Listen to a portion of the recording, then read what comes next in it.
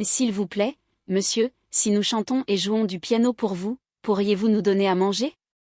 Même juste du pain rassis. C'est ce que Catherine, 10 ans, a demandé sur la scène du Williams Theatre, juste avant que le plus célèbre orchestre de la ville ne se produise. Ces paroles ont provoqué les rires de toute l'assemblée, qui se moquait d'elle et de sa sœur jumelle. Mais lorsqu'on les a laissés s'approcher du piano, juste pour les narguer encore davantage, les jumelles ont commencé à jouer et à chanter, et un silence complet s'est installé, stupéfait par le talent de ces deux enfants sans abri. Bonjour à tous, bienvenue dans notre histoire. Avant de commencer, n'hésitez pas à aimer cette vidéo et à vous abonner. Dites-nous aussi en commentaire d'où vous nous regardez. New York, Londres, peut-être Afrique du Sud ou Jamaïque? Nous voulons le savoir. La pluie était torrentielle cette nuit-là et tout semblait plongé dans l'obscurité et le froid. Malgré cela, Catherine a rassemblé le peu de courage qui lui restait et a murmuré à sa sœur jumelle d'une voix tremblante et rauque, comme si elle ne tenait qu'à un fil. Chaque mot qu'elle prononçait était empreint de douleur, comme s'il puisait dans les dernières gouttes de force qui lui restaient dans son petit corps transi de froid. « Christine, il faut essayer. Il faut y aller, » dit Catherine, son souffle se réduisant à de petits nuages qui se perdaient dans l'air glacial. Le froid était si mordant et si intense qu'il donnait aux deux jumelles l'apparence de minuscules fantômes sur le point de disparaître. Des gouttes de pluie tombaient du ciel sombre et s'accrochaient à leurs cheveux sales et emmêlés, ruisselant sur leurs visages maigres et dégoulinant de leurs mentons. Leurs vêtements trempés collaient à leur corps, les rendant encore plus petites et plus vulnérables qu'elles ne l'étaient déjà. Christine tremblait si violemment qu'on aurait dit que son corps allait se briser en morceaux. Ses lèvres avaient pris une teinte bleu-violet effrayante. « Catherine, je n'y arrive pas, je ne sens plus mes mains. J'ai tellement mal partout. » Elle sanglotait, se serrant contre elle-même, sa voix si faible qu'elle était presque étouffée par le bruit de la pluie sur le sol.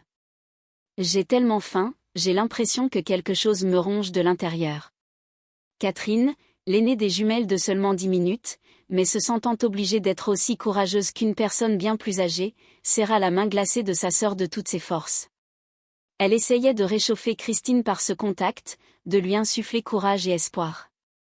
Mais en vérité, elle-même n'avait presque plus ni chaleur, ni courage, ni espoir. « Et s'il te plaît, Christine, reste avec moi, d'accord? Ne ferme pas les yeux. On va survivre à cette nuit. Je te le promets, » dit Catherine en forçant sa voix. Même si, intérieurement, elle avait envie de pleurer et d'abandonner, le vent hurlait autour d'elle comme s'il se moquait de leur malheur, les repoussant, essayant de les faire tomber.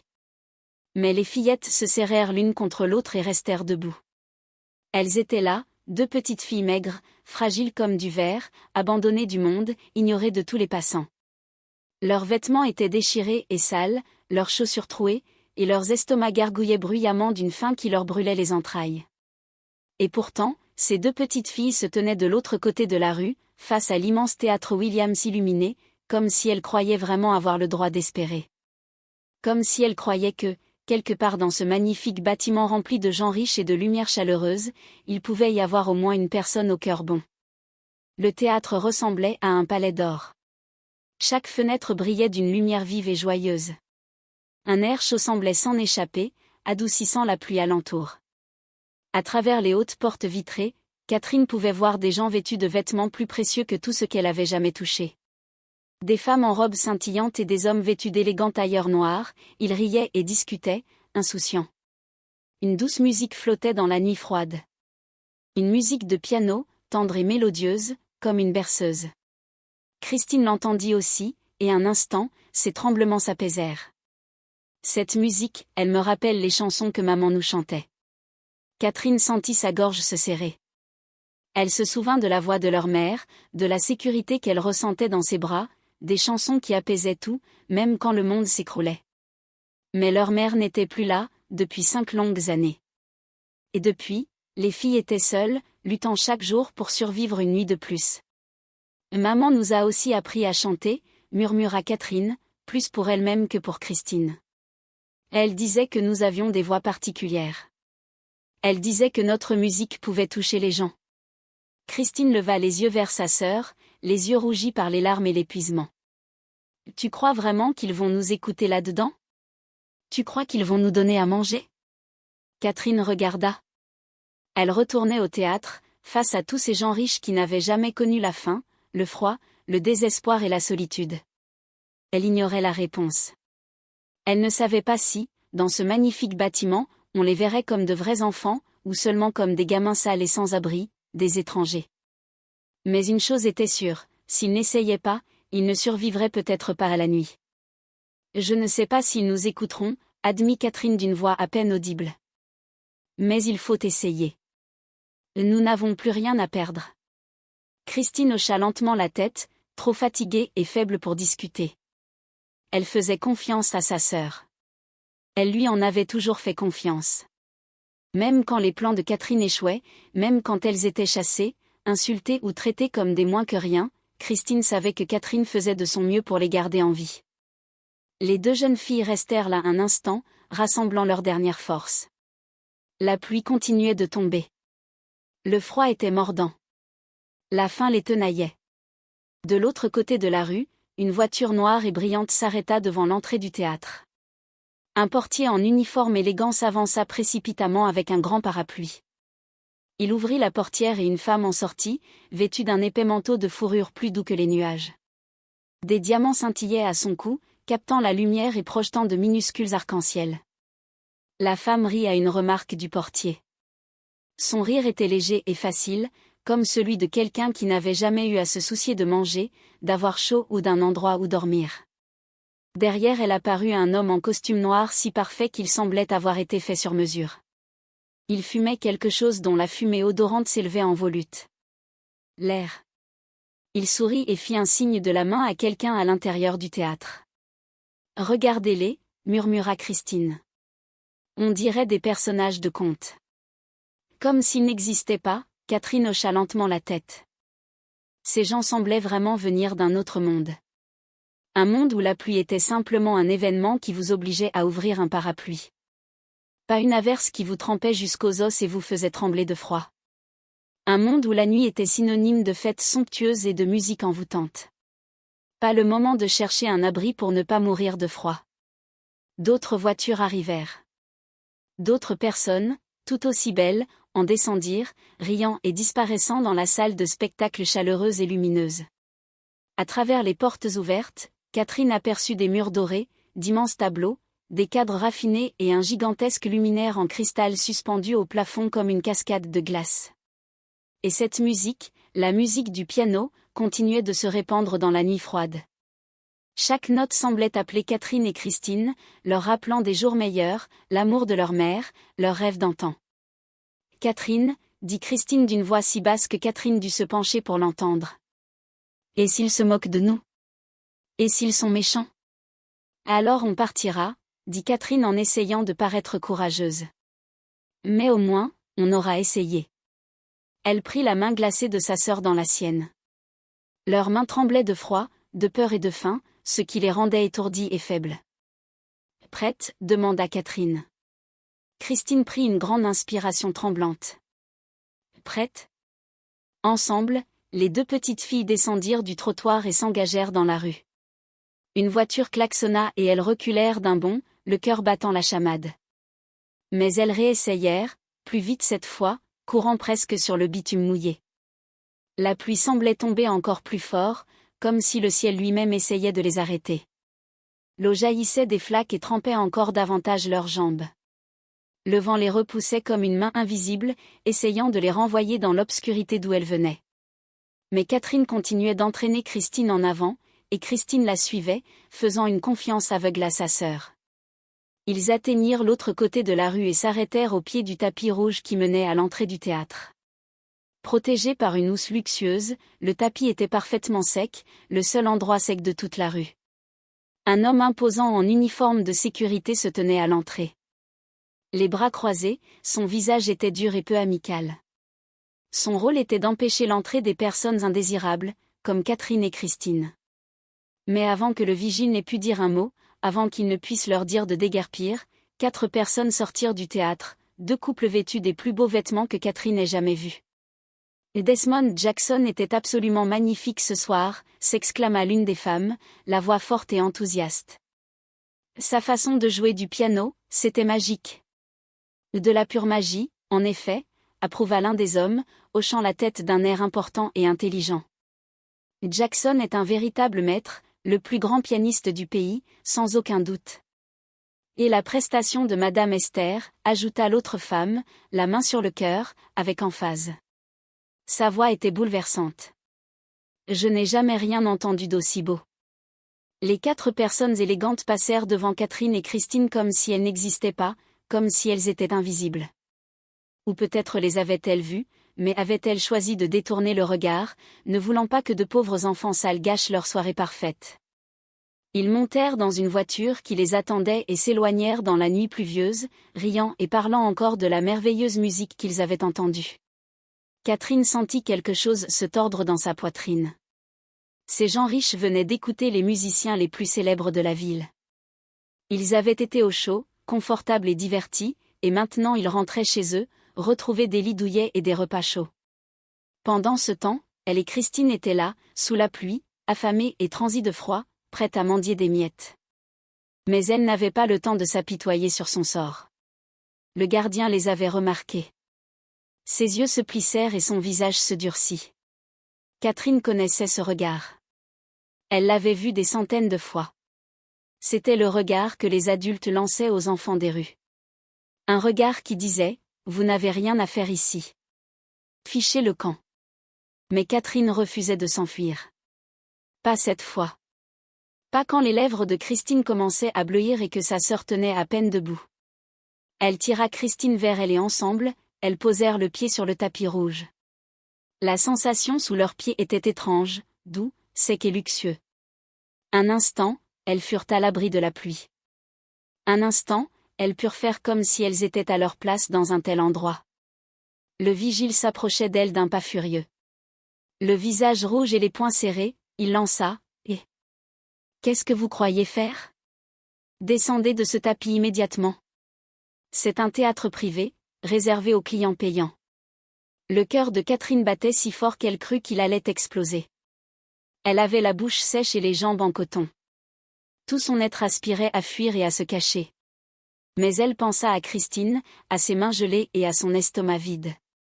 Elle pensa à leur mère, à la promesse qu'elle lui avait faite de toujours protéger Christine, quoi qu'il arrive. Elle pensa à la musique qui s'échappait du théâtre. Une musique porteuse d'espoir. Et elle ouvrit la bouche pour parler.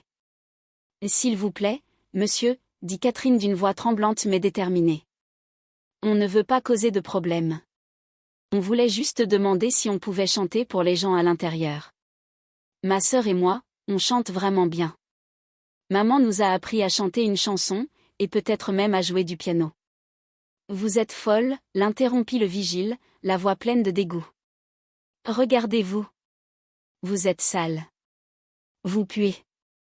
Vous croyez vraiment que quelqu'un ici a envie de voir ou d'entendre des gamines des rues? C'est le théâtre Williams, pas un refuge pour clochards. » Chaque mot frappa Catherine comme une gifle. Des clochards. C'est comme ça qu'il les appelait. Comme s'ils n'étaient même pas humains. Catherine se mit à pleurer, ses larmes silencieuses se mêlant à la pluie sur son visage. Mais Catherine ne bougea pas. Elle resta là, tenant la main de sa sœur, espérant contre toute attente que cela ne se terminerait pas comme toutes les autres fois. « Monsieur, s'il vous plaît. » Tenta à nouveau Catherine, la voix brisée. « On a tellement faim. Ça fait 2 jours qu'on n'a pas mangé. Si on pouvait chanter en échange de nourriture. Du vieux pain que vous allez jeter de toute façon, on vous en serait tellement reconnaissant. S'il vous plaît. » Le visage du vigile devint encore plus rouge. Il regarda autour de lui, vérifiant si des personnes importantes les observaient. Puis, d'une main brutale, il empoigna l'épaule de Catherine et repoussa les 2 jeunes filles vers la rue. « Fichez le camp avant que j'appelle la police, » gronda-t-il. « Vous donnez une mauvaise image de cet endroit. » « Allez, allez-y », il les poussa violemment et Catherine trébucha, manquant de tomber. Elle rattrapa Christine avant que sa sœur ne touche le sol, et toutes 2 reculèrent en titubant hors du tapis rouge, sous la pluie battante. L'agent de sécurité épousseta son uniforme comme si les avoir touchés l'avaient souillé. Puis il se retourna et regagna son poste en grommelant des mots de colère. Catherine et Christine restèrent là, trempées jusqu'aux os, frissonnant plus fort que jamais. Le bref instant où elles avaient été au sec n'était plus qu'un souvenir. Christine pleurait de plus belle, son petit corps secoué de sanglots. « Je te l'avais dit », murmura-t-elle entre ses larmes. « Je te l'avais dit qu'il ne nous aiderait pas. Personne ne nous aide jamais. » Catherine sentit ses propres larmes lui brûler les joues. Christine avait raison. Personne ne les avait jamais aidées. Le monde avait décidé que deux petites filles sans abri ne comptaient pas, ne méritaient pas de gentillesse, ne méritaient pas de vivre. Mais soudain, à travers le brouillard du désespoir et de l'épuisement, Catherine aperçut quelque chose. Sur le côté du théâtre, il y avait une porte plus petite. C'était à moitié cachée derrière des buissons, la porte était entr'ouverte. Un employé sortit avec un sac poubelle et, en rentrant, constata qu'elle ne s'était pas complètement refermée. Elle restait entr'ouverte. Le cœur de Catherine se remit à battre plus vite, non plus de peur, mais d'espoir. « Christine », murmura-t-elle en serrant sa sœur contre elle. « Regarde, cette porte, elle est ouverte. » Christine suivit son regard et aperçut la porte. Ses yeux s'écarquillèrent. « Catherine, non, on ne peut pas. C'est pire que de passer par devant. S'ils nous surprennent à entrer en douce. Si on n'essaie pas, on va mourir de froid dehors, dit Catherine d'un ton ferme. Elle prit le visage de sa sœur entre ses mains, l'obligeant à la regarder. Écoute-moi. Maman disait toujours que nos voix étaient spéciales, que notre musique pouvait toucher les cœurs. Peut-être que si on arrive à entrer, si on arrive à faire en sorte que quelqu'un nous entende chanter, il comprendra. Il nous aidera. Christine parut dubitative, mais elle était trop faible et transie pour protester. D'accord, murmura-t-elle. D'accord, on va essayer. Catherine jeta un dernier coup d'œil aux gardiens. Il leur tournait le dos, surveillant l'entrée principale à la recherche d'invités plus importants. Maintenant, murmura Catherine. Main dans la main, les deux filles traversèrent en courant le trottoir mouillé jusqu'au côté du bâtiment. Elles se cachèrent derrière les buissons, le cœur battant si fort qu'elles étaient sûres que quelqu'un les entendrait. Mais personne ne vint, personne ne cria, personne ne les vit. Catherine poussa un peu plus la porte latérale. Un air chaud s'engouffra, frappant leur visage glacé comme une bénédiction. À l'intérieur, elle entendait des voix, des pas, le son d'instruments qu'on accordait. Elle pouvait aussi entendre la musique du piano, beaucoup plus forte maintenant, venant de quelque part au fond du bâtiment. « Viens », murmura Catherine à Christine. Et ensemble, effrayées mais désespérées, les deux jeunes filles sans abri se glissèrent à l'intérieur du théâtre Williams. La chaleur à l'intérieur du théâtre les enveloppa comme une couverture. Et pendant quelques secondes, Catherine et Christine restèrent là, immobiles, sentant la chaleur pénétrer leur peau glacée. C'était si agréable que elles faillirent avoir mal. Elles se trouvaient dans un couloir étroit aux murs blancs et nus. Rien de fastueux comme le hall doré qu'elles avaient aperçu à travers les portes d'entrée. C'était manifestement un lieu de passage pour les employés, et non un endroit fréquenté par les riches. Le couloir était désert, mais Catherine entendait des voix et des bruits de pas tout près. Son cœur battait la chamade. Elle devait se dépêcher avant d'être découverte. « Par ici », murmura Catherine en entraînant Christine plus loin dans le couloir. Elles avancèrent à pas de loup, collées au mur, prêtes à se cacher au moindre bruit. Le sol était dur sous leurs pieds et leurs chaussures mouillées crissaient doucement à chaque pas. Catherine craignait que ces bruits ne les trahissent, mais le brouhaha ambiant dans le théâtre couvrait leurs mouvements. En avançant, le couloir s'ouvrit sur un espace plus vaste. Catherine sentit son souffle se couper. Elles étaient arrivées en coulisses. C'était un endroit que les filles n'avaient jamais vu auparavant. L'espace était immense et régnait un chaos organisé. Des employés en noir s'affairaient, transportant pupitres, chaises et matériel lourd. Certains parlaient dans des casques, se coordonnant avec des personnes que Catherine ne pouvait pas voir. D'autres consultaient des bloc-notes et donnaient des instructions à la volée. D'épais rideaux noirs pendaient partout, créant des cloisons mobiles. Des cordes et des câbles serpentaient sur le sol comme des serpents endormis. De hautes structures métalliques supportaient des projecteurs dont la lumière pouvait sans doute surpasser celle du soleil. Et partout, empilés contre les murs, posés sur des plateformes à roulettes, appuyés dans les coins, se trouvaient des instruments. Des violons dans leurs étuis, une immense harpe dorée enveloppée dans un tissu protecteur, des tambours de toute taille et des cuivres qui luisaient sous les projecteurs des coulisses. Mais ce qui fit véritablement battre le cœur de Catherine plus fort, c'était ce qu'elle aperçut au centre de toute cette agitation, un piano. Pas n'importe quel piano. Un piano à queue, noir et brillant, si beau qu'il semblait taillé dans le ciel nocturne. Il reposait sur une plateforme à roulettes, prêt à être transporté sur scène. Un homme en salopette était penché dessus, accordant soigneusement les cordes. Catherine contemplait ce piano comme s'il était la réponse à toutes ses prières. Elle se souvenait du vieux piano cassé dans l'entrepôt abandonné où Christine et elle avaient l'habitude de répéter. Il manquait des touches à ce piano, qui émettait d'étranges bourdonnements, mais les filles l'adoraient malgré tout. Elles y avaient passé des heures à jouer les chansons que leur mère leur avait apprises, s'imaginant être de vraies musiciennes se produisant devant un vrai public. Puis un jour, l'entrepôt fut démoli et leur piano détruit. Elles n'avaient plus touché un vrai piano depuis. « Catherine, regarde », murmura Christine en désignant quelque chose à travers un rideau. Les filles aperçurent la scène. Elle était immense, plus grande que n'importe quelle pièce où elles avaient jamais mis les pieds. Le parquet brillait comme du verre. D'énormes projecteurs pendaient du plafond, prêts à illuminer tout en dessous. Et au-delà de la scène, à travers un autre rideau, Catherine pouvait voir le public. Des rangées et des rangées de sièges en velours rouge s'étendaient dans l'obscurité, et presque tous les sièges étaient occupés par des personnes élégantes. Assis, ils discutaient à voix basse, lisaient les programmes, regardaient leurs montres, attendant le début du spectacle. Catherine sentit son courage l'abandonner. Il y avait une foule immense, des centaines, toutes riches et importantes, vêtues de vêtements qui coûtaient sans doute plus cher que tout ce que Catherine et Christine verraient de leur vie. Comment deux filles sales et sans abri pourraient-elles se tenir devant tout ce monde et demander de l'aide ? Catherine, j'ai peur, murmura Christine en se serrant contre sa sœur. Ils sont si nombreux. Et s'ils se moquent tous de nous ? Catherine avait peur, elle aussi. Elle était terrifiée, mais elle avait aussi si faim qu'elle avait l'impression que son estomac allait se déchirer de l'intérieur. Et Christine paraissait si faible que Catherine craignait qu'elle ne s'effondre. On est arrivé si loin, murmura Catherine en retour.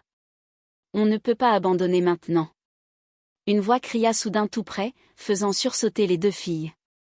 5 minutes avant le lever de rideau. 5 minutes. Où est Jackson ? Que quelqu'un trouve Jackson. Les employés se mirent à bouger encore plus vite, leurs gestes plus pressants. L'homme qui accordait le piano referma le couvercle et fit rouler l'estrade vers la scène. D'autres employés attrapèrent des chaises et des pupitres, les transportant sur scène à des emplacements précis. Catherine saisit la main de Christine et l'entraîna derrière une haute pile de cartons de matériel. Elles s'accroupirent, se faisant aussi petites que possible. De leur cachette, elles observèrent les coulisses se vider lentement. Les techniciens disparurent dans les coulisses, les côtés de la scène dissimulés au public. L'énergie chaotique laissa place à un silence tendu et pesant. Soudain, Catherine entendit des pas. Ce n'étaient pas les pas rapides et pratiques des ouvriers.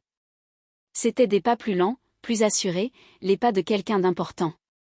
Un homme apparut, et même de leur cachette, Catherine comprit qu'il s'agissait de quelqu'un de spécial. Il était grand et portait un costume noir qui lui allait à merveille. Ses cheveux noirs étaient plaqués en arrière, et son visage était beau, mais dur, avec des traits fins et un regard froid. Il marchait le menton haut, comme s'il était le maître du monde. « C'est lui », souffla Christine. « C'est Desmond Jackson. » Catherine avait déjà entendu ce nom. Tout le monde le connaissait. Desmond Jackson était le pianiste le plus célèbre de la ville, peut-être même du pays. On disait qu'il pouvait faire chanter, pleurer et rire un piano en une seule représentation. On disait aussi que ses concerts affichaient complets des mois à l'avance et que les riches payaient des sommes astronomiques pour l'entendre jouer. Derrière Jackson suivait une femme vêtue d'une longue robe rouge fluide qui scintillait comme si elle était recouverte de rubis. Ses cheveux blonds étaient relevés en un chignon élégant et son maquillage la faisait ressembler à un tableau. Elle se déplaçait avec grâce et assurance, la tête haute. « Madame Esther », murmura Christine. La célèbre chanteuse. Catherine avait entendu sa voix une fois, diffusée par la radio d'un magasin. Elle était belle, puissante et claire, atteignant des notes qui semblaient impossibles à atteindre pour une voix humaine. Jackson et Madame Esther se tenaient côte à côte en coulisses, se préparant à monter sur scène. Une jeune femme avec un casque s'approcha d'eux, nerveuse. « Monsieur Jackson, Madame Esther, le public est prêt. Nous commençons dans 2 minutes. » Jackson fit un geste de la main pour la congédier. « Oui, je connais le programme. » « Allez-y. » La jeune femme s'éloigna précipitamment. Jackson se tourna vers Madame Master. Encore une représentation pour ces riches imbéciles qui ne reconnaîtraient pas la vraie musique même si elle leur mordait, mais ils paient bien, alors on sourit et on joue. Madame Esther laissa échapper un rire froid et cristallin. Ils nous donneront leur argent de toute façon, même si je dois dire que Williams paie mieux que la plupart. C'est sans doute pour ça qu'on tolère son petit théâtre. Jackson eut un sourire narquois. En effet. On leur donnera de quoi parler à leur dîner? Et toujours, ma chérie. Toujours. Catherine les observait, le cœur lourd. Ces gens n'avaient pas l'air bienveillants. Ils semblaient fiers, froids et mesquins. Allaient-ils vraiment aider 2 jeunes filles sans abri? Mais avant qu'elles puissent y réfléchir davantage, les lumières du théâtre changèrent. Les coulisses s'assombrirent tandis que les projecteurs de la scène s'allumaient, brillants et magnifiques. La musique commença, l'orchestre prenant place, s'échauffant avec des gammes et des traits rapides. Puis une voix retentit dans les haut-parleurs. « Mesdames et messieurs, le théâtre Williams est fier de vous présenter ce soir le spectacle de l'incomparable Desmond Jackson au piano et de la magnifique Madame Esther, accompagnée par l'orchestre symphonique de la ville. » Le public éclata en applaudissements, une vague déferlant sur toute la salle. Jackson et Madame Esther entrèrent en scène, souriant et saluant la foule. Les applaudissements redoublèrent. Des spectateurs se levèrent, applaudissant plus fort, manifestant leur enthousiasme avant même le début du spectacle. Catherine observait à travers l'entrebâillement du rideau Jackson s'installer au magnifique piano. Il ajusta le banc, étira ses doigts et posa ses mains sur les touches avec l'assurance d'un pianiste chevronné. Puis il commença à jouer. La musique qui s'échappa de ce piano était unique pour Catherine. Ce n'était pas qu'un simple son. C'était une émotion palpable. Les notes dansaient, bondissaient, murmuraient, rugissaient. Les doigts de Jackson volaient sur le clavier avec une telle rapidité qu'ils étaient presque flous. Le public, hypnotisé, resta silencieux. Puis Madame Esther se mit à chanter, et sa voix se mêla au piano en une parfaite harmonie. Sa voix s'élevait au-dessus de la musique, claire et puissante, atteignant des notes qui firent frissonner Catherine. Christine serra le bras de Catherine. « Ils sont si bons », murmura-t-elle, et Catherine perçut le désespoir dans la voix de sa sœur. « Comment pourrions-nous rivaliser avec ça? Nous ne sommes que des enfants qui ont appris de maman. Nous n'avons pas de formation. Nous n'avons pas de beaux vêtements. Nous n'avons rien. » Catherine sentit les larmes lui monter aux yeux, car Christine avait raison. Elle n'était rien comparée à ces professionnels. Qui était-elle pour penser pouvoir monter sur scène? Mais soudain, Catherine se souvint de quelque chose. Elle se souvint d'être allongée dans les bras de leur mère, transie de froid et affamée déjà à l'époque, à écouter maman chanter. La voix de maman n'avait pas été formée comme celle de Madame Esther. Elle n'était pas parfaite, mais elle était pleine d'amour, de chaleur, d'espoir. Et maman avait toujours dit que la musique n'était pas une question de perfection. Il s'agissait d'authenticité. Il s'agissait de toucher les cœurs. « Christine, » murmura Catherine, « nous ne sommes peut-être pas aussi bonnes qu'elles, mais nous avons quelque chose qu'elles n'ont pas. »« Quoi ?» demanda Christine. « Nous chantons parce que nous le devons, parce que c'est une question de vie ou de mort. » Ça a du sens. Christine regarda sa sœur, les yeux écarquillés, puis hocha lentement la tête. Le spectacle reprit. Les mains de Jackson volaient sur le clavier. La voix de Madame Esther emplissait le théâtre. L'orchestre jouait en arrière-plan, ajoutant des couches sonores qui rendaient le tout magique. Enfin, après ce qui sembla à la fois une éternité et un instant fugace, la musique s'acheva sur un accord final puissant qui sembla faire trembler le bâtiment. Silence. Puis le public explosa d'applaudissements. On se leva d'un bond, on applaudissait, on acclamait, on criait « Bravo !» Des fleurs furent jetées sur scène. Jackson et Madame Esther s'inclinèrent profondément, souriant et saluant la foule, savourant les éloges. Catherine observait la scène, le cœur battant la chamade. Le spectacle était terminé. C'était son moment.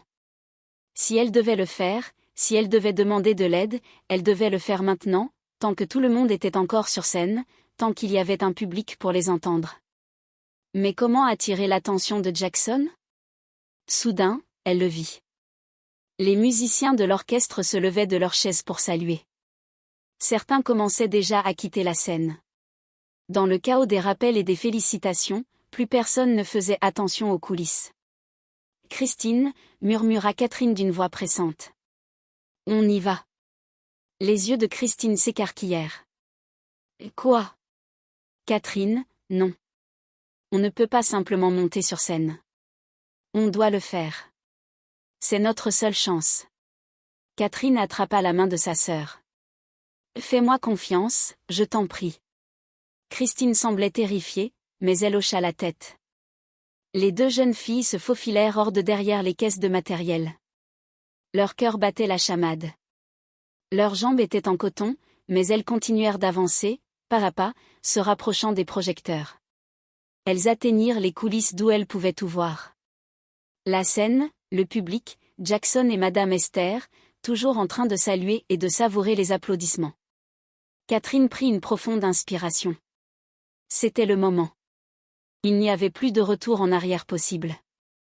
Elle sortit de l'ombre et monta sur scène. Les projecteurs la frappèrent de plein fouet, l'aveuglant un instant. Elle plissa les yeux, essayant de voir, ses mains serrant toujours celles de Christine tandis qu'elle tirait sa sœur vers elle. La scène lui paraissait immense sous ses pieds. Le parquet poli semblait s'étendre à l'infini. Et au-delà des lumières, elle sentait le public. Des centaines de regards rivés sur la scène. Au début, personne ne les remarqua. Les applaudissements continuaient de tonner. Jackson et Metamesté continuaient de saluer en souriant. Les musiciens de l'orchestre rangeaient leurs instruments et quittaient la scène. Mais soudain, quelqu'un les vit. Un violoniste s'arrêta net, la bouche grande ouverte. Il désigna du doigt les deux petites filles sales qui étaient apparues comme par magie. Un autre musicien se retourna, puis un autre, comme des dominos qui tombent, les têtes se tournant une à une jusqu'à ce que tous les regards sur scène soient fixés sur Catherine et Christine. Les applaudissements du public commencèrent à s'estomper, remplacés par des murmures confus. Des gens se levaient, tendant le cou pour voir ce qui se passait. Desmond Jackson se retourna, son sourire s'effaçant instantanément. Son regard se posa sur les deux filles et son visage se crispa de dégoût et de colère. « Qu'est-ce que c'est que ça ?» demanda-t-il d'une voix sèche et glaciale. « Qui sont-elles » ? Ces enfants des rues. La sécurité. Madame Esther eut un hoquet de surprise, portant la main à sa poitrine comme si elle allait s'évanouir. « Mon Dieu ! Comment sont-elles entrées ? Elles sont immondes. Absolument immondes. » Catherine sentit son visage brûler de honte. Elle prit soudain conscience de son apparence, les cheveux emmêlés et dégoulinants, les vêtements déchirés et trempés, les chaussures trop et laissant apparaître ses orteils sales. Christine tremblait à côté d'elle, essayant de se cacher derrière son épaule.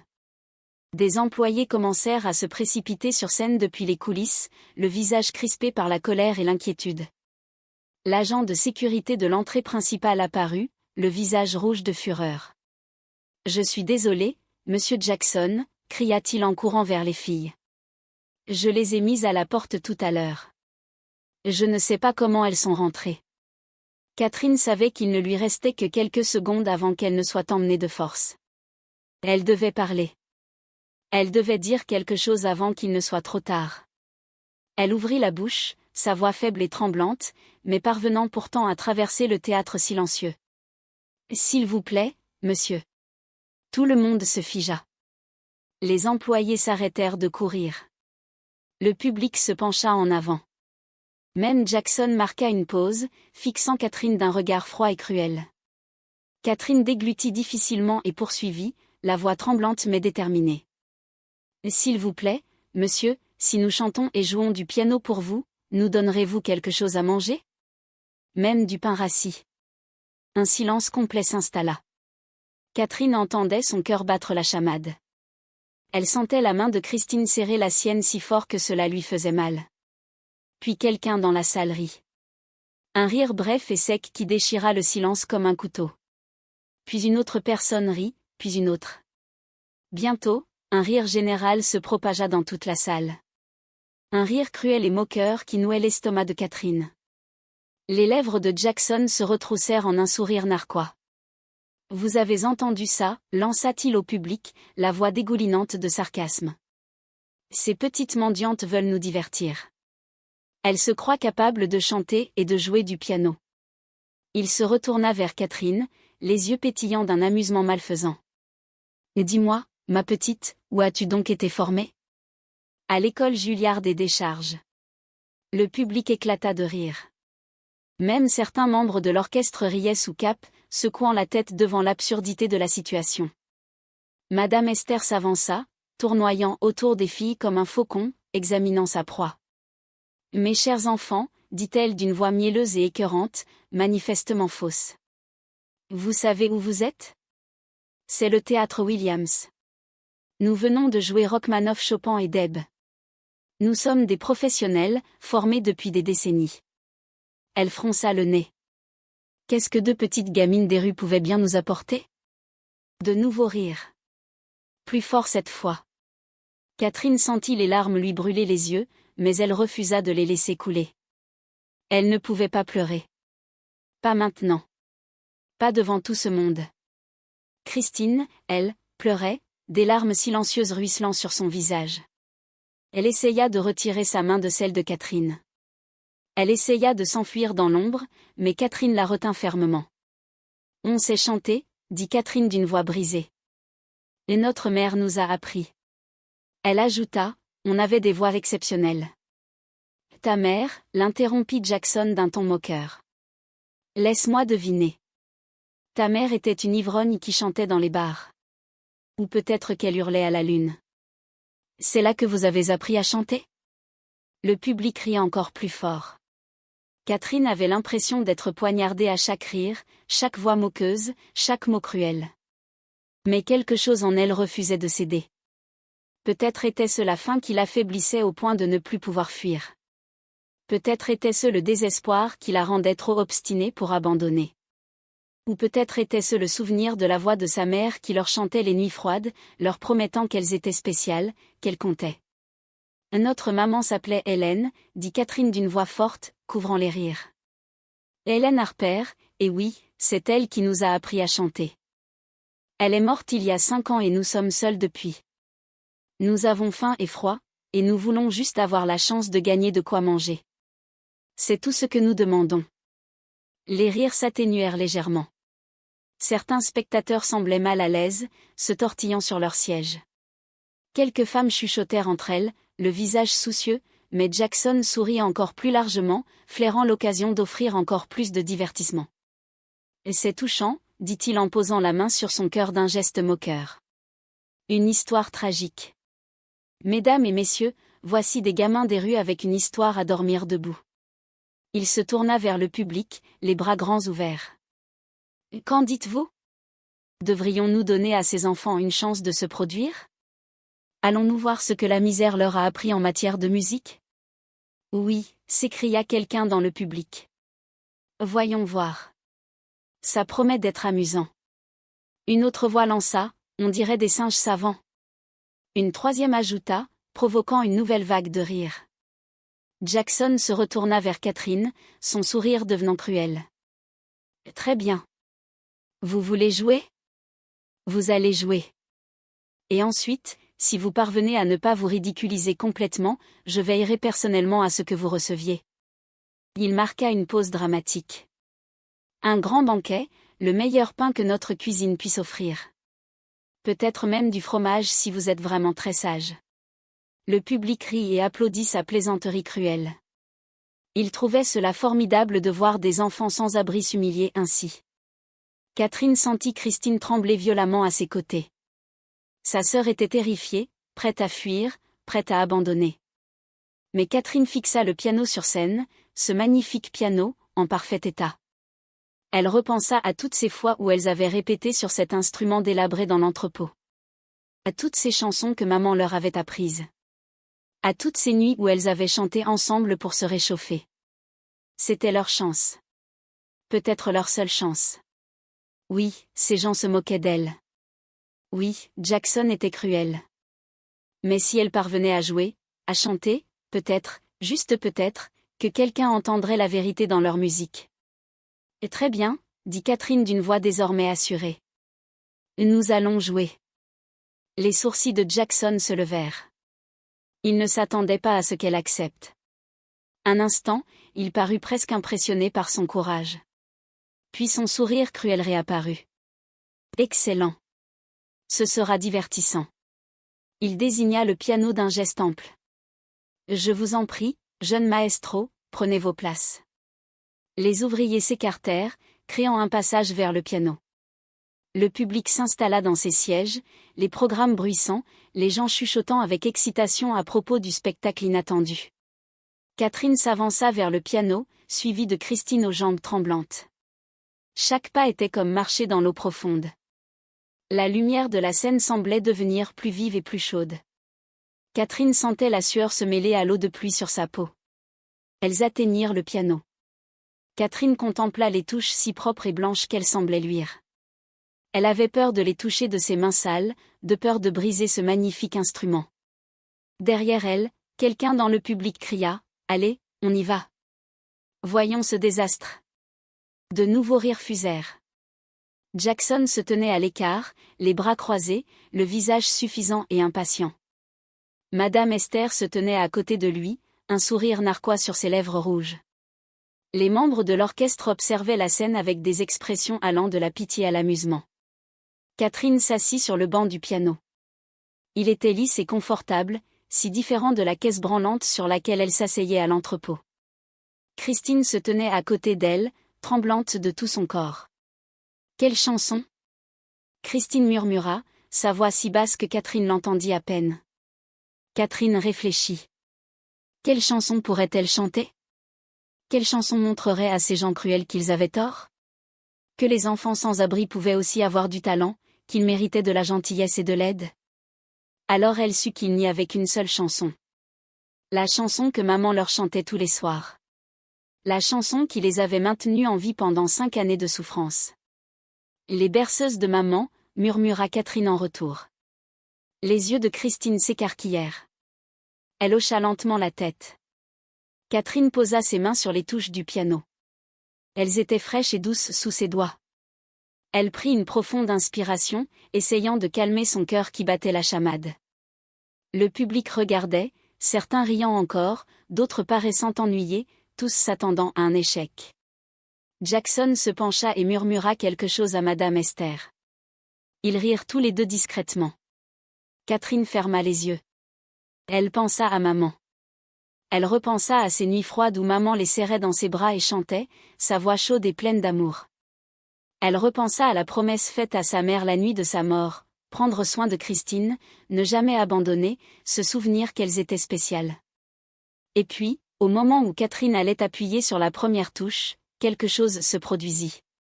Un homme du public se leva. Il tenait quelque chose à la main, une bouteille d'eau. Avant que quiconque puisse l'arrêter, il la lança vers la scène. La bouteille vola dans les airs au ralenti, tournoyant et captant la lumière. Elle frappa Catherine en plein cœur. L'eau gicla de partout, trempant encore davantage ses vêtements déjà mouillés, éclaboussant Christine, éclaboussant les touches du piano. Le public éclata de rire, le rire le plus fort et le plus cruel qu'il ait jamais entendu. Les gens étaient pliés en deux, se tenant le ventre. Certains pointaient les filles du doigt et riaient si fort qu'ils avaient du mal à respirer. En plein dans le mille, cria quelqu'un. Voilà ce qui arrive quand on se prend pour une star, lança une autre voix. Catherine resta figée sur le banc du piano, l'eau ruisselant de ses cheveux, de son nez, de son menton. La bouteille en plastique froide l'avait frappée assez fort pour lui faire mal, laissant une marque douloureuse sur sa poitrine. Christine pleurait à chaudes larmes, les mains sur le visage, ses petites épaules secouées de sanglots. Jackson riait aussi, sans même essayer de se cacher. Oh là là, c'est mieux que prévu. Les enfants des rues prennent un bain. Quelle joie! Madame Esther ricanait presque, son élégance et son calme ayant complètement disparu. On dirait des rats noyés. Absolument pathétique. Catherine sentit quelque chose se briser en elle. Pas son courage, déjà brisé. Pas son espoir, mort à l'instant où la bouteille l'avait touché. Quelque chose de plus profond se brisa. Quelque chose qui l'avait maintenue à flot pendant 5 années de souffrance, de douleur et de rejet. Elle baissa les yeux sur ses mains mouillées, sur l'eau qui s'accumulait sur les touches blanches immaculées du piano. Elle l'avait abîmé. Elle avait mouillé ce bel instrument avec son eau sale. « Pardon, maman », murmura Catherine si bas que personne ne put l'entendre à cause des rires. « Je suis désolée. J'ai essayé. Vraiment essayé. » Soudain, comme un coup de couteau dans la soie, une voix tonitruante retentit dans la salle, fendant les rires. Que se passe-t-il? Le silence se fit instantanément. Tous les regards se tournèrent vers le fond de la salle. Un homme arpentait l'allée centrale, ses pas résonnant bruyamment dans le silence soudain. Grand et large d'épaules, il portait un costume gris élégant qui lui allait à merveille. Ses cheveux noirs étaient rehaussés de mèches argentées aux tempes. Son visage, fort et beau, était pourtant déformé par la colère. Catherine ne l'avait jamais vu, mais elle savait instinctivement qui il était. Tout le monde dans la salle semblait le savoir. Les gens se redressaient, lissaient leurs vêtements, l'air nerveux. C'était Lucas Williams, le propriétaire du théâtre, l'homme le plus puissant de l'établissement. Lucas Williams descendait l'allée avec la force d'une tempête qui se déchaîne. Son regard était rivé sur la scène, balayant Jackson, Madame Esther, les musiciens, avant de s'arrêter sur Catherine et Christine. Quand il vit les 2 fillettes trempées, tremblantes et terrifiées, son visage se transforma. La colère se mua en autre chose, une sorte de choc. Il s'arrêta un instant, les fixant du regard.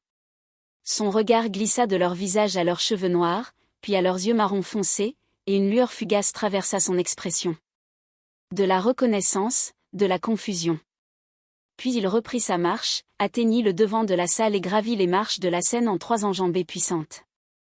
Tous reculèrent devant lui comme s'il était fait de feu. « Monsieur Williams », dit Jackson d'une voix soudain douce et respectueuse, toute trace de sa cruelle moquerie ayant disparu. « Monsieur, je peux vous expliquer. Ces enfants se sont introduites clandestinement dans le théâtre. »« Et taisez-vous », dit Lucas d'une voix basse et menaçante. Jackson se tut brusquement. Lucas s'avança vers les fillettes qui reculèrent, s'attendant à ce qu'il leur crie dessus, qu'il les attrape, qu'il les jette dehors, comme tous les autres avaient essayé de le faire, mais il ne le fit pas.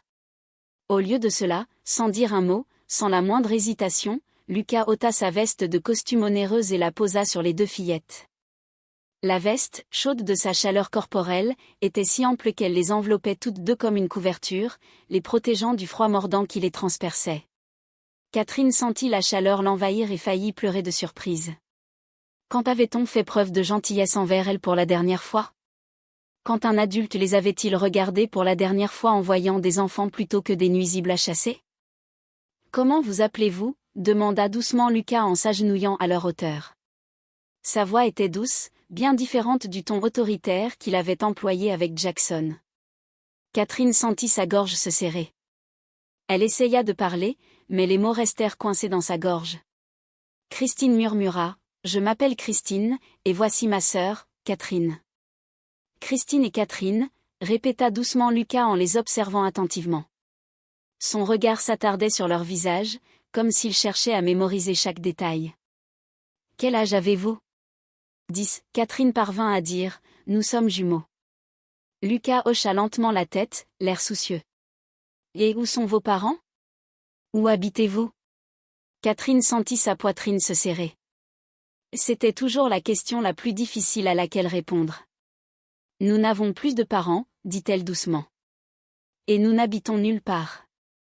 Nous sommes sans abri. » Le visage de Lucas se crispa de douleur. « Qu'est-il arrivé à vos parents? » Nous n'avons jamais connu notre père, dit Christine d'une voix faible et triste. Maman n'en parlait jamais, dit-elle. Il ne savait pas que nous existions. Et votre mère? Demanda Lucas doucement. Catherine sentit à nouveau les larmes lui brûler les yeux. Elle est morte il y a 5 ans, par une nuit froide, un peu comme ce soir. Lucas ferma les yeux un instant, comme si les mots résonnaient en lui. Parlez-moi d'elle, s'il vous plaît. Comment s'appelait-elle? Hélène, dit Catherine. Hélène Harper. Elle était belle et gentille, et elle aimait la musique plus que tout. Elle nous chantait des chansons tous les soirs, même quand nous avions faim et froid. Elle disait que la musique était magique. Elle disait que cela pouvait toucher les cœurs quand rien d'autre n'y parvenait. Tandis que Catherine parlait, elle vit le visage de Lucas se transformer. D'abord de la confusion, puis de la reconnaissance, puis une expression qui ressemblait à une dévastation totale. Ses mains se mirent à trembler. Sa respiration devint rapide et superficielle. « Hélène Harper » murmura-t-il, la voix brisée. « Hélène. Oh mon Dieu, Hélène. » Il regarda de nouveau les filles, les regarda vraiment, et Catherine vit la compréhension envahir ses yeux. Il voyait quelque chose qu'il n'avait jamais vu auparavant. Quelque chose qui le fit se décomposer sous le poids du chagrin. « Ta mère, dit Lucas, la voix tremblante. Hélène. Elle avait les cheveux noirs, n'est-ce pas? Et des yeux marron foncé. Et elle chantait comme un ange. » Catherine hocha la tête, confuse. « Oui. Comment le savais-tu? » Lucas porta la main à sa bouche et Catherine vit des larmes couler sur ses joues. Cet homme si puissant pleurait devant des centaines de personnes et cela ne semblait pas le déranger. « Je la connaissais, » murmura Lucas. « Je connaissais ta mère. C'était elle.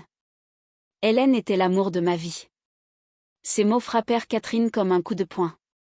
Elle fixa Lucas, essayant de comprendre ce qu'il disait.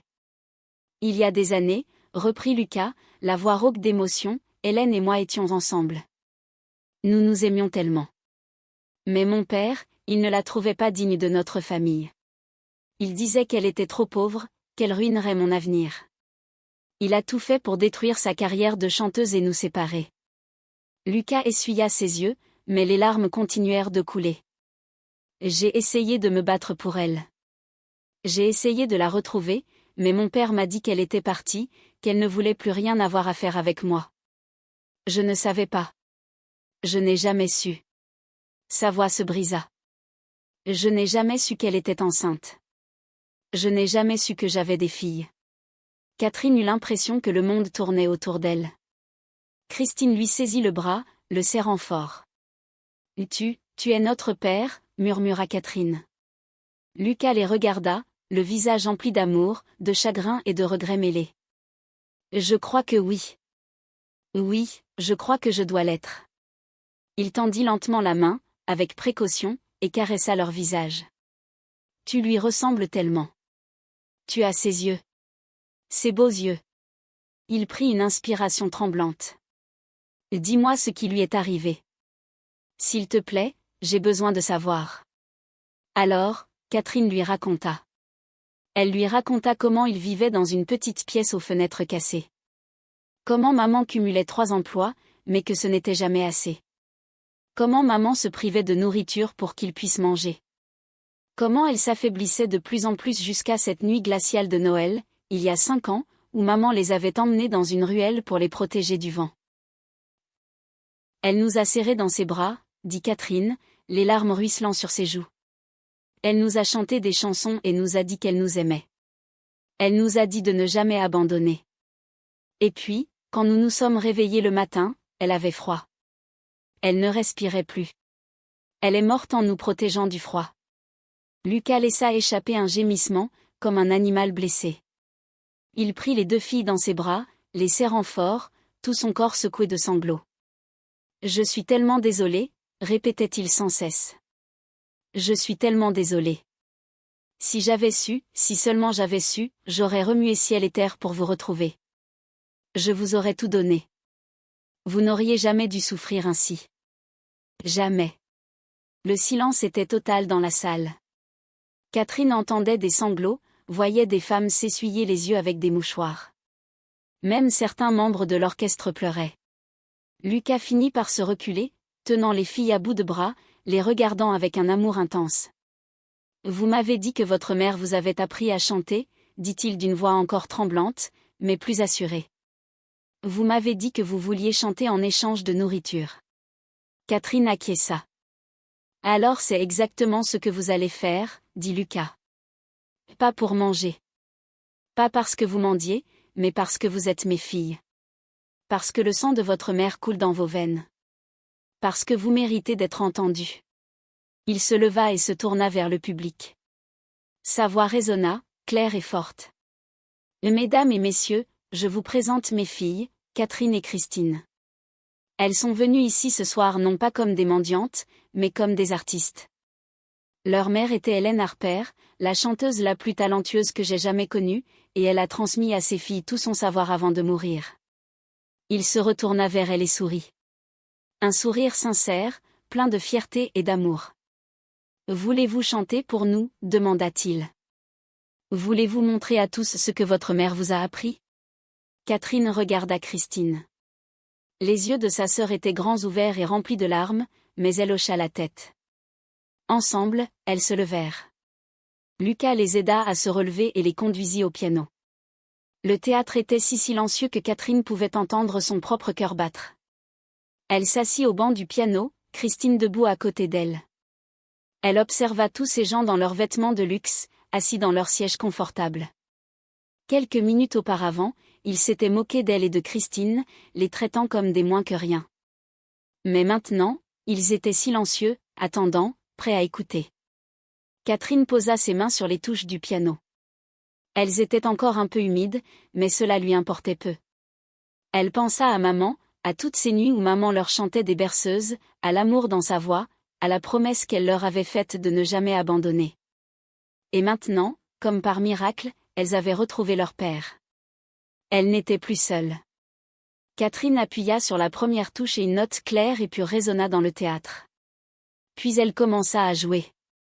La chanson débuta doucement, comme un murmure dans l'obscurité. Les doigts de Catherine glissaient sur les touches avec une grâce qui semblait impossible pour une enfant de 10 ans qui avait appris à jouer sur un piano délabré dans un entrepôt abandonné. Mais ce n'était pas qu'un simple exercice. C'était du souvenir. C'était de l'amour. Chaque note portait le poids de 5 années de souffrance, de faim, de froid et de solitude. Chaque accord portait le souvenir de la voix de leur mère, chantant pour elle les nuits où elle n'avait rien d'autre. Christine commença à chanter, sa voix d'abord faible et tremblante, mais gagnant en puissance à chaque mot. Quand la nuit est sombre et froide, et que tu te sens si seule. Souviens-toi que tu es aimée, ma chérie, tu auras toujours un foyer. Les mots étaient simples, mais la façon dont Christine les chantait leur donnait une profondeur inouïe. Sa voix était claire et pure, exactement comme celle de leur mère. Catherine se joignit à elle en chantant en harmonie tout en continuant de jouer, et leurs voix s'entremêlèrent comme des fils d'or, créant une émotion à la fois magnifique et déchirante. Ferme les yeux et tu verras. Je suis toujours là, près de toi. Mon amour te gardera au chaud et en sécurité. Il l'a toujours fait. Il le fera toujours. Dans la salle, les spectateurs restèrent figés sur leurs sièges. La femme qui riait encore quelques minutes auparavant avait maintenant les larmes aux yeux. Un homme au premier rang serrait la main de sa femme, les yeux rivés sur la scène. Même les musiciens de l'orchestre, pourtant habitués à assister à des milliers de concerts, restèrent bouche bée.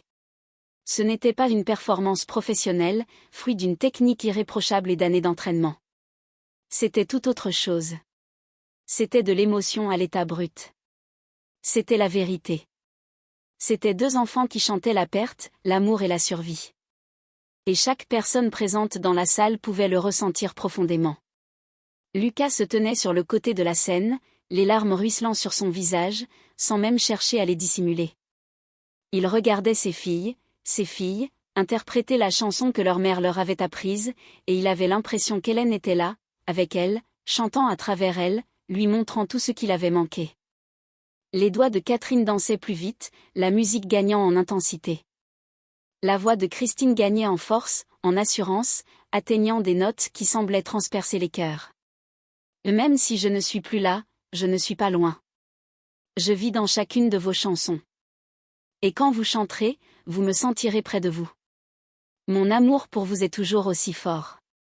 La mélodie du piano s'amplifia, emplissant chaque recoin de l'immense théâtre. Catherine jouait maintenant les yeux fermés, complètement absorbée par la musique, sentant les mains de sa mère guider les siennes, entendant la voix de sa mère se mêler à celle de Christine.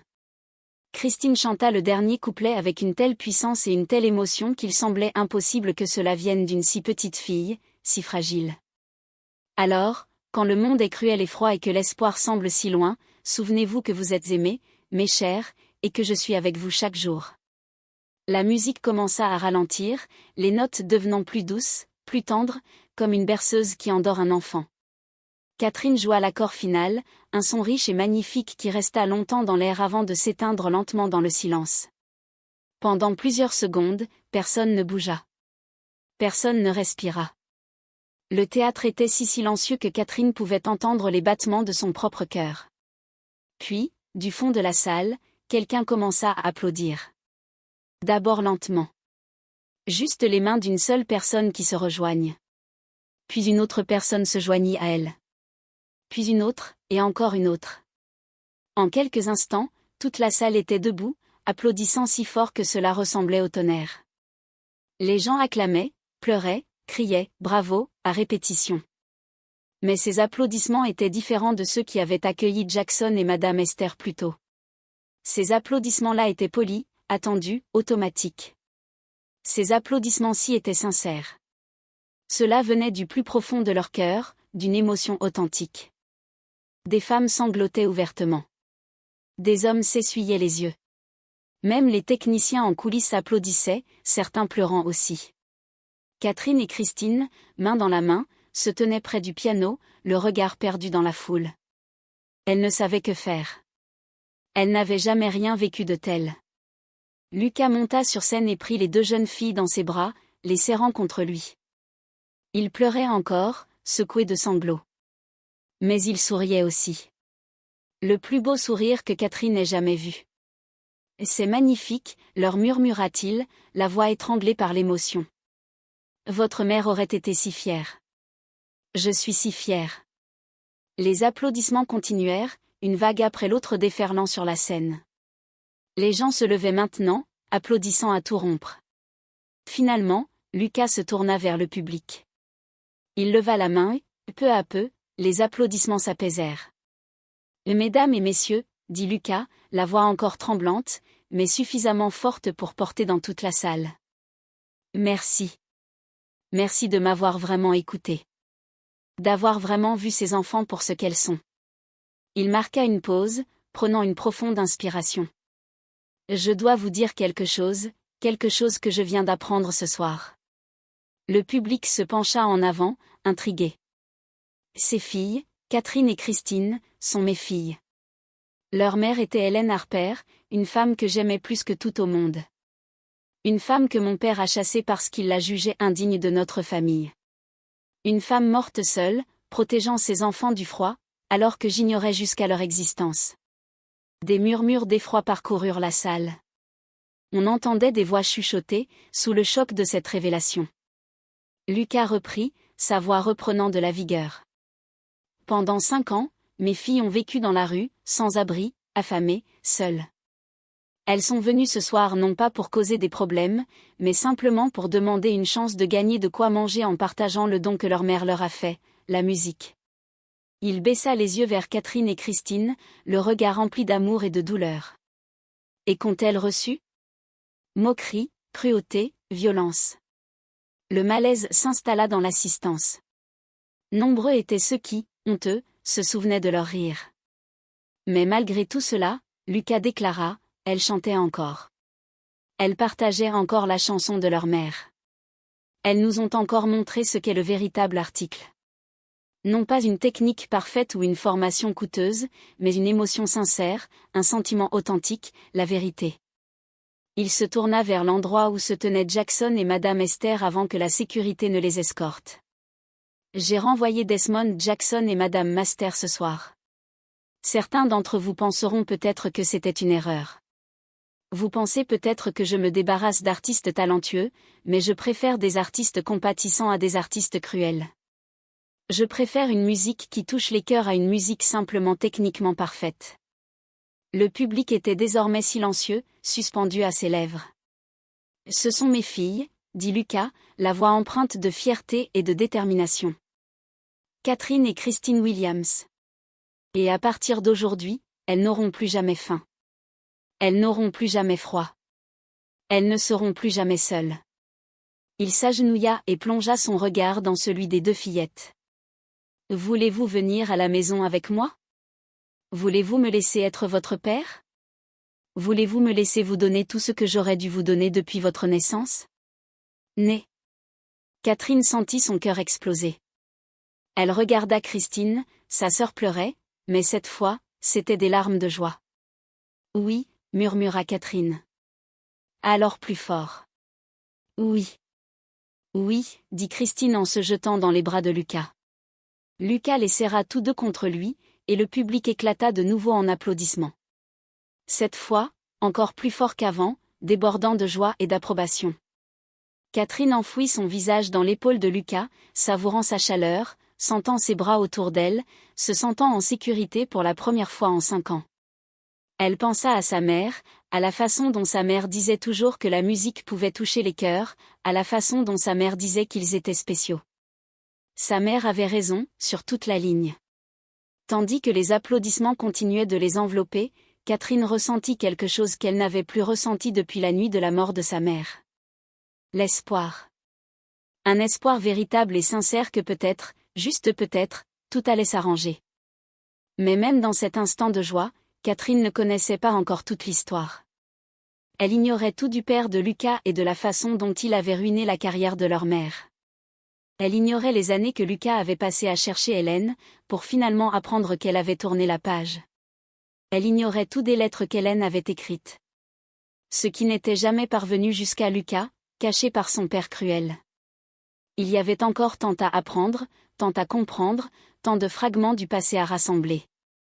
Mais pour l'instant, à cet instant précis, seul cela comptait. Elles avaient retrouvé leur père.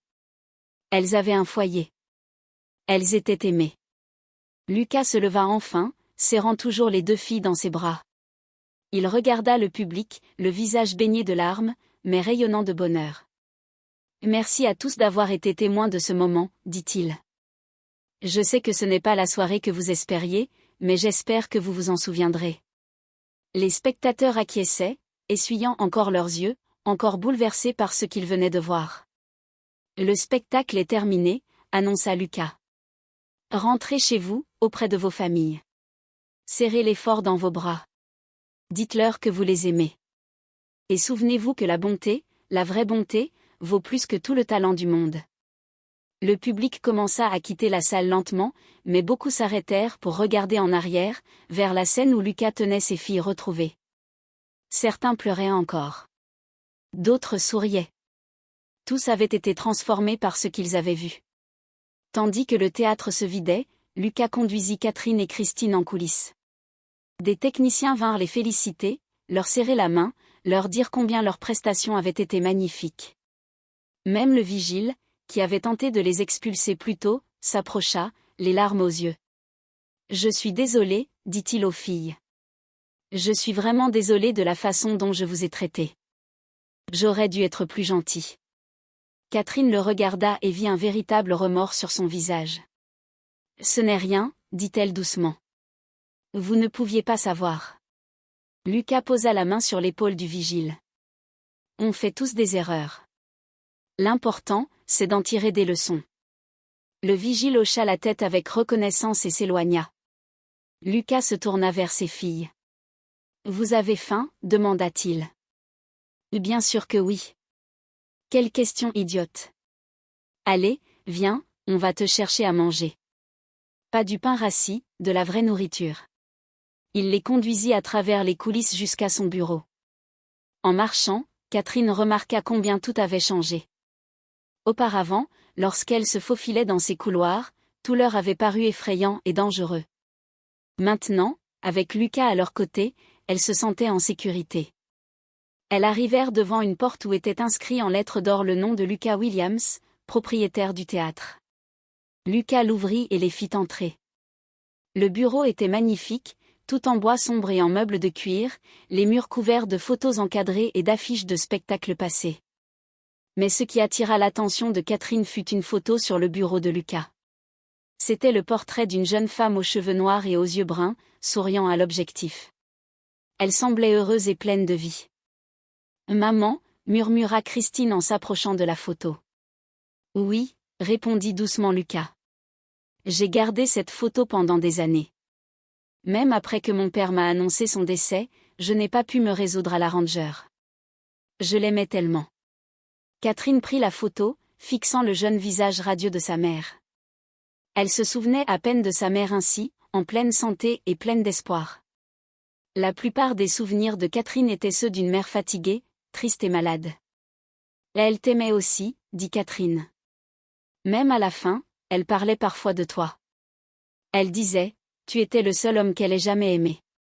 Lucas ferma les yeux, de nouvelles larmes coulant sur ses joues. Si seulement j'avais su. Si seulement je l'avais retrouvée. Je t'aurais aidé. Je vous aurais tout donné. Tu ne pouvais pas savoir, dit Christine. Ton père vous a séparés. Mon père, dit Lucas, la voix étranglée par la colère. Mon père a beaucoup de choses à se reprocher. Il déposa délicatement la photo et se tourna vers ses filles. Mais on en reparlera. Pour l'instant, vous avez besoin de manger, de chaleur et de repos. Laissez-moi prendre soin de vous. Lucas prit son téléphone et appela. Quelques minutes plus tard, du personnel arriva avec une soupe chaude, du pain frais, du poulet rôti, des légumes et même un gâteau au chocolat en dessert. Catherine et Christine mangèrent lentement. Au début, leurs estomacs n'étaient pas habitués à autant de nourriture, mais tout avait un goût divin. Pendant qu'elles mangeaient, Lucas restait assis près d'elle, les regardant avec des yeux emplis d'amour et de douleur. Il ne pouvait détacher son regard d'elle, comme s'il craignait qu'elle ne disparaisse s'il détournait les yeux. « Parlez-moi de votre mère », dit doucement Lucas.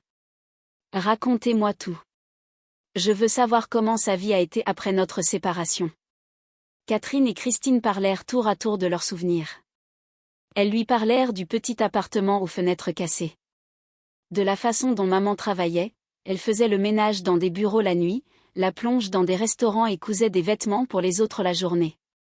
De la façon dont elle rentrait épuisée, mais chantait encore pour eux, leur racontait encore des histoires, leur témoignait encore son amour. Elle n'avait jamais cessé de croire en la musique. Catherine dit, même quand on n'avait rien, elle nous apprenait des chansons. Elle disait que la musique était la seule chose que personne ne pouvait nous enlever. Lucas écoutait chaque mot, les larmes coulant sur ses joues. Elle a toujours été comme ça, même quand on était petit. La musique était toute sa vie. Comment était-elle, demanda Christine. Quand on la connaissait, répondit Lucas avec un sourire à travers ses larmes. C'était la plus belle personne que j'ai jamais rencontrée. Non seulement à l'extérieur, bien qu'elle fût resplendissante, mais aussi à l'intérieur. Elle avait une lumière intérieure. Quand elle chantait, c'était comme si le monde entier s'arrêtait pour l'écouter. Il se leva et se dirigea vers la fenêtre, contemplant les lumières de la ville. Je l'ai rencontrée à 25 ans. Elle en avait 23. Mon père venait de me nommer directeur de ce théâtre, et je faisais passer des auditions pour des chanteurs en vue d'une production spéciale. Le regard de Lucas se perdit dans ses souvenirs. Hélène monta sur scène vêtue d'une simple robe qu'elle avait confectionnée elle-même. Elle était nerveuse, mais quand elle commença à chanter, je n'avais jamais rien entendu de pareil. Sa voix n'était pas techniquement parfaite, mais elle avait une âme, une émotion authentique et sincère qui me coupa le souffle. Il se retourna vers les filles, la voix empreinte d'amour et de regret. Je l'ai engagée comme interprète principale ce jour-là. Au cours des semaines suivantes, pendant les répétitions, je suis tombé amoureux d'elle. Elle était différente de toutes les personnes que j'avais connues. L'argent et le statut social ne l'intéressaient pas. Elle se souciait de la musique, du travail bien fait, de la gentillesse. Elle me faisait rire. Elle m'a ouvert les yeux sur le monde. Lucas se rassit, les mains jointes. En quelques mois, nous étions inséparables. Je n'avais jamais été aussi heureux. Je la présentai à mon père, espérant qu'il verrait ce que je voyais, une femme remarquable, une âme magnifique. Son visage s'assombrit. Mais mon père ne voyait qu'une chose, une pauvre fille du mauvais côté de la ville qui voulait notre argent. Il interdit notre relation. Il dit des choses terribles à son sujet. Mais je refusai de la laisser partir. Je l'aimais trop. Nous continuâmes à nous voir en secret. J'achetai même une bague. J'allais la demander en mariage, l'épouser, quoi qu'en dise mon père. La voix de Lucas se brisa. Mais un jour, je suis arrivée au théâtre et Hélène était partie. Le régisseur m'a remis une lettre. Hélène y disait qu'elle partait, que nos mondes étaient trop différents, qu'elle ne supportait plus la désapprobation de mon père. J'étais anéantie. Je l'ai cherché pendant des années, mais toutes les pistes étaient infructueuses. Il s'essuya les yeux. Ce que j'ignorais, ce que j'ai découvert seulement après la mort de mon père il y a 3 ans, c'est que la lettre était un mensonge. Mon père l'avait falsifiée. Il était allé voir Hélène et lui avait dit que j'allais épouser quelqu'un d'une famille riche. Il lui avait montré de faux faire-part de fiançailles. Il l'avait convaincue que je l'avais trahi. Catherine et Christine poussèrent un cri d'effroi. Alors, elle est partie, poursuivit Lucas, la voix empreinte de chagrin. Et quelques semaines plus tard, elle a découvert qu'elle était enceinte de toi, mais elle était trop fière pour revenir vers un homme qu'elle croyait l'avoir abandonné. Elle vous a élevé seule, s'épuisant à la tâche. Et moi, je vous cherchais sans relâche, sans jamais rien savoir de vous, sans jamais savoir que mon père avait tout détruit. Il regarda ses filles, les larmes ruisselant sur ses joues. J'ai trouvé des lettres parmi les affaires de mon père après sa mort. Des lettres que votre mère m'avait écrites et que je n'avais jamais reçues. Des lettres où elle me demandait pourquoi je l'avais quitté, où elle me disait m'aimer, où elle me confiait ses difficultés. C'est là que j'ai compris ce qu'il avait fait. Mais il était trop tard. Je croyais qu'Hélène était morte. Je croyais avoir tout perdu. Lucas tendit la main et prit celle des 2 filles. Je vous ai cherché après avoir trouvé ces lettres. J'espérais qu'Hélène avait peut-être des enfants, que j'avais peut-être des enfants quelque part, mais je ne vous ai trouvé que ce soir, quand vous êtes monté sur scène. Lucas termina son récit, la voix empreinte de chagrin. Je l'ai cherchée pendant 5 ans. Puis mon père m'a dit avoir entendu dire qu'elle était morte à l'étranger. Je l'ai cru. J'ai cessé de chercher. Je me suis concentrée sur le théâtre, sur le développement de cette entreprise, essayant de combler le vide en moi. Il se tourna pour regarder à Catherine et Christine. Mon père est décédé il y a 3 ans. J'ai trouvé des lettres dans ses affaires après sa mort. Des lettres qu'Hélène m'avait écrites et que je n'avais jamais reçues. Des lettres où elle me disait m'aimer et me demandait pourquoi je l'avais abandonnée. J'ai alors compris ce qu'il avait fait. Lucas s'est approché et s'est agenouillé devant ses filles. Je suis tellement désolée. Je suis tellement désolée de ne pas vous avoir trouvé plus tôt. Je suis tellement désolée que votre mère ait dû souffrir seule. Je suis tellement désolée que vous ayez vécu dans la rue alors que vous auriez dû être en sécurité, aimée et choyée. Catherine a tendu la main et a touché le visage de son père. Ce n'est pas ta faute. C'est ton père qui a fait ces choses terribles, pas toi. Mais j'aurais dû faire plus d'efforts. J'aurais dû. Tu ne savais pas, a dit Christine. Et maman ne t'a jamais blâmé. Elle t'aimait, tout simplement. Même à la fin, Lucas a serré les 2 filles dans ses bras. Je ne peux pas changer le passé, il s'éclaircit la gorge, mais je peux changer l'avenir. À partir de maintenant, vous aurez tout. Pas seulement de l'argent ou des choses, certes, mais l'amour, la sécurité, la famille, un vrai foyer. Il recula et les regarda dans les yeux. Êtes-vous prête à le voir? Votre nouvelle maison? Catherine et Christine hochèrent la tête, le cœur rempli d'une émotion indescriptible. Lucas appela sa voiture et bientôt, il sillonnait les rues de la ville. La pluie avait cessé et les nuages se dissipaient, laissant entrevoir des étoiles. Catherine et Christine, assises à l'arrière de la voiture chaude et confortable, enveloppées dans les couvertures que Lucas leur avait données, regardaient la ville défiler.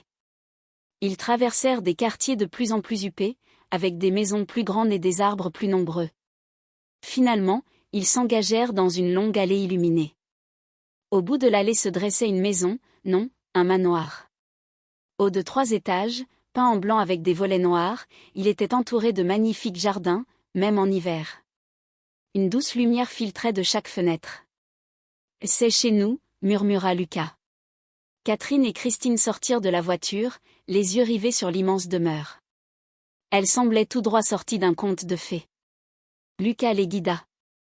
Ils entrèrent et se retrouvèrent dans un hall d'entrée majestueux avec un escalier monumental, des lustres en cristal et un sol en marbre. Mais Lucas ne s'attarda pas à leur montrer tout cela.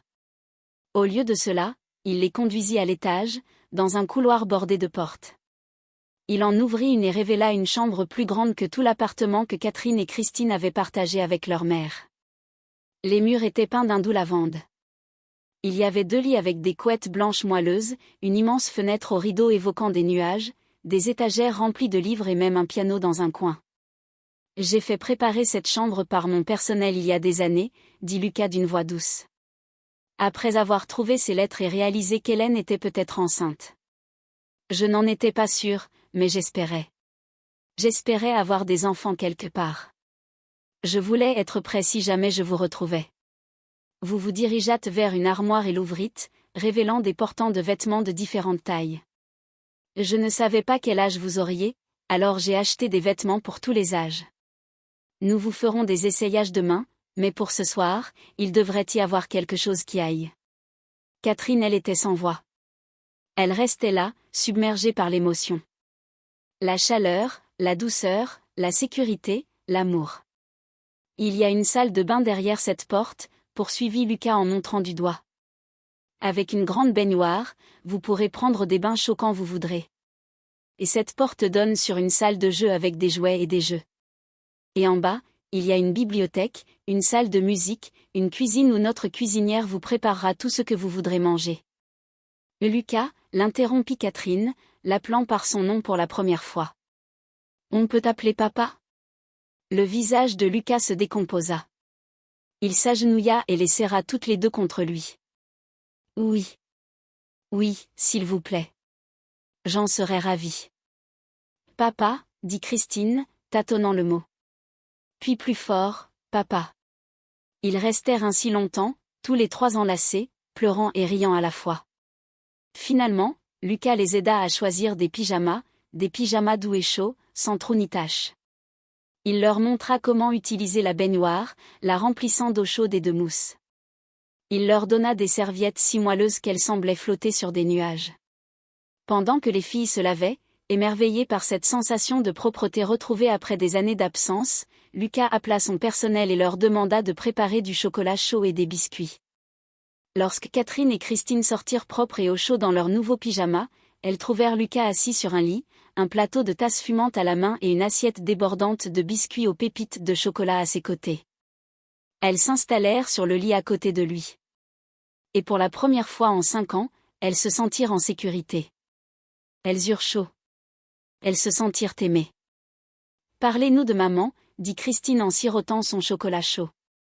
Racontez-nous votre premier amour. Alors Lucas leur raconta des histoires jusqu'à tard dans la nuit. Des histoires sur le rire d'Hélène, sa gentillesse, sa belle voix. Des histoires de leurs rendez-vous, de leurs rêves partagés, de leurs projets. Catherine et Christine écoutaient, découvrant la mère qu'elles n'avaient connue que dans la pauvreté et la souffrance, et retrouvant la jeune femme pleine d'espoir qu'elle avait été. Au fil de la nuit, les yeux des filles commencèrent à. Lucas les borda toutes les 2 dans leur lit, remontant les couvertures douces jusqu'à leur menton. Papa, dit Catherine d'une voix endormie. Oui, ma chérie. Tu crois que maman le sait ? Tu crois qu'elle peut nous voir maintenant ? Lucas sourit à travers ses larmes. Je crois qu'elle le sait. Je crois qu'elle a veillé sur vous tout ce temps, vous protégeant jusqu'à ce que je vous retrouve. Elle me manque, murmura Christine. Elle me manque aussi, dit Lucas. Mais elle vit en vous, dans vos voix, dans votre musique, dans vos beaux cœurs. Il embrassa les 2 filles sur le front. Dors maintenant. Tu es en sécurité. Tu es à la maison. Et demain, quand tu te réveilleras, nous commencerons à construire notre vie ensemble. On rendra ta mère fière. On t'aime, papa, dit Catherine, les yeux déjà clos. Moi aussi, je t'aime, murmura Lucas. Plus que tu ne le sauras jamais. Assis sur une chaise entre leurs lits, il les regardait dormir, leurs visages apaisés pour la première fois depuis des années. Dehors, Les nuages s'étaient complètement dissipés et le ciel étoilé constellait les étoiles. Lucas pensa à Hélène, à tout ce qu'ils avaient perdu, à toutes les souffrances que son père avait infligées. Mais il pensait aussi à l'avenir, à voir grandir ses filles, à les entendre chanter, à leur offrir toutes les opportunités qui avaient été refusées à Hélène. Il ne pouvait pas changer le passé. Il ne pouvait pas ramener Hélène, mais il pouvait honorer sa mémoire en aimant ses filles de tout son cœur. Tandis que Catherine et Christine dormaient, leur respiration douce et régulière, Lucas fit une promesse silencieuse à Hélène, où qu'elle soit. « Je prendrai soin d'elle », murmura-t-il dans l'obscurité. « Je leur offrirai la vie qu'ils souhaitaient pour elle. Je ferai en sorte qu'elles sachent combien tu les aimes. Je te le promets. » Une douce brise s'engouffra par la fenêtre entr'ouverte, faisant bruisser les rideaux. Lucas sourit, imaginant que c'était la façon qu'avait Hélène de lui dire qu'elle l'entendait. Les jumelles, qui quelques heures plus tôt encore, avaient bravé la pluie froide, désespérées et affamées, dormaient désormais dans des lits chauds, dans une belle maison, aimée de leur père, enfin en sécurité, et là où Lucas était persuadé qu'Hélène Harper chantait. Dans les mois qui suivirent, la vie de Catherine et Christine changea du tout au tout. Lucas les inscrivit dans les meilleures écoles, engagea les meilleurs professeurs de musique et s'assura qu'elles ne manquent de rien. Pas seulement de biens matériels, mais aussi d'amour, de soutien et d'encouragement. Les filles excellaient dans leurs études musicales. Leur talent naturel était désormais cultivé par une formation adéquate. Mais elles n'oublièrent jamais d'où elles venaient. Elles n'oublièrent jamais les nuits glaciales, la faim, la bonté des inconnus qui les avaient aidées, ni la cruauté de ceux qui les avaient rejetées. Lucas créa une association caritative au nom d'Hélène, venant en aide aux enfants sans abri et soutenant les musiciens en difficulté. Catherine et Christine se produisaient lors de galas de bienfaisance, utilisant leur voix pour aider les autres comme elles l'avaient fait. Elles avaient elles aussi besoin d'aide. L'histoire des jumelles sans abri qui ont chanté au Williams Theatre s'est répandue dans toute la ville et au-delà. On en a parlé pendant des années. De cette nuit où 2 enfants transis de froid et affamés ont montré à un public aisé ce qui comptait vraiment. De cette nuit où la cruauté s'est muée en compassion. De cette nuit où un père a retrouvé ses filles. Et chaque fois que Catherine et Christine se produisaient, elles terminaient toujours par la même chanson, la berceuse que leur mère leur avait apprise. La chanson qui leur avait sauvé la vie, la chanson qui les avait ramenées à la maison. Elles la chantaient pour Hélène, pour Lucas, pour chaque enfant qui s'était un jour senti seul dans le froid. Et leur voix, emplie d'amour, de souvenirs et d'espoir, touchait les cœurs d'une manière qu'une technique parfaite ne pourrait jamais égaler. Car, comme leur mère l'avait toujours dit, la musique n'était pas une question de perfection. Il s'agissait d'authenticité. Il s'agissait de toucher les âmes. Il s'agissait d'un amour qui ne meurt jamais, même quand tout est perdu. Et ce genre de musique, la vraie musique, pouvait changer le monde. J'espère que vous avez pris autant de plaisir à la regarder que j'en ai eu à la créer. Aimez, partagez et commentez les leçons que vous en avez tirées. Dites-moi d'où vous regardez dans les commentaires ci-dessous. À bientôt pour une prochaine vidéo.